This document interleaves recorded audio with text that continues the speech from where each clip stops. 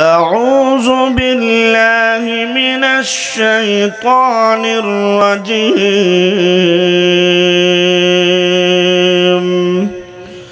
بسم اللہ الرحمن الرحیم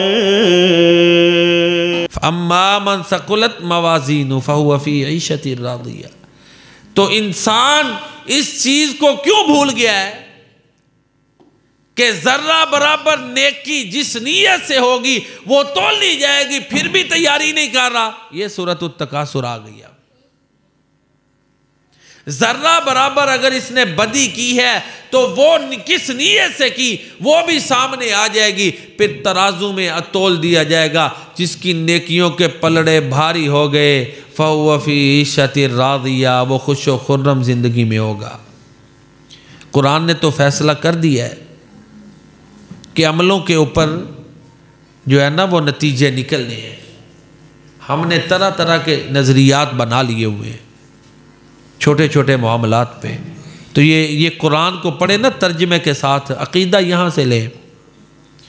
عمل سے زندگی بنتی ہے، جنت بھی جہنم بھی، یہ خاکی اپنی فطرت میں نہ نوری ہے نہ ناری۔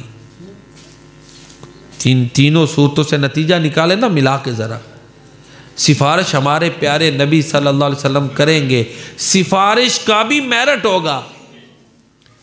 وہ کیا کہ جس نے سچے دل سے لا الہ الا اللہ کہا ہے، میرٹ قائم ہو گیا نا کہ بھائی جن میں یہ خوبی ہے اے اللہ کے نبی آپ سفارش کر دیں ان کی۔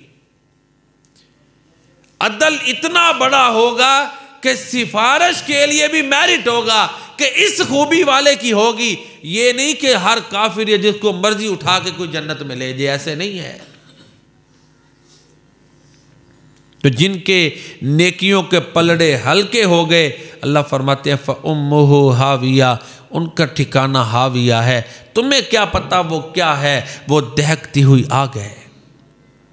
تو یہ سارا کچھ سمجھنے کے باوجود پھر بھی انسان غفلت میں پڑا ہوا ہے، اپنے رب کی عبادت نہیں کرتا۔ دیکھیں نا یہ مائک ہی ہے یا یہ مائک ہے، اس کا بنیادی مقصد ہے آواز کو آپ تک پہنچانا۔ کوئی بھی چیز ہے اپنے اگر بنیادی مقصد کو پورا نہیں نہ کرتی تو وہ چیز ناکام ہے۔ یہ لائٹ ہے، اگر لائٹ نہیں دے رہی جتنی مرضی خوبصورت ہو، انسان کا بنیادی مقصد اللہ کی عبادت ہے۔ یہ ایک چھوٹی سی ڈیوائس ہے موبائل، اس سے بڑی یہ بات سمجھ آتی ہے۔ کچھ بھی ہو وہ کال جو ہی آئے گی وہ آپ کو الارم دے دے گی، ریسیو کریں، بات سنیں۔ جی یہ سارے کام چھوڑیں، کوئی آپ سے بات کرنا چاہتا ہے سنیں۔ تو لہٰذا یہ دنیاوی معاملات جتنے مرضی ہوں، رب کی بندگی سے غافل نہیں ہونا۔